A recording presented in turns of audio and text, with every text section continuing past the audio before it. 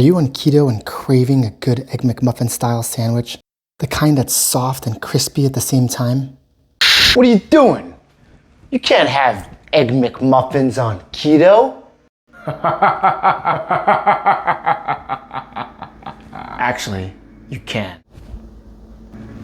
Mix 3 tablespoons of avocado oil with 1 egg and whip until blended. Separately, combine a tablespoon of coconut flour with half a teaspoon of baking powder, a tablespoon of powdered gelatin, a tablespoon of alternative sweetener, mix and then combine with wet ingredients. Microwave for 90 seconds, slice in half, and toast in butter or bacon fat on both sides. Add your favorite sliced cheese and fried eggs and finish with copious amounts of crispy bacon. And that, my friends, is all it takes to enjoy a deliciously keto certified egg sandwich. For more detailed videos, subscribe to Keto Crush on YouTube or visit me on Instagram at @TheRealKetoCrush.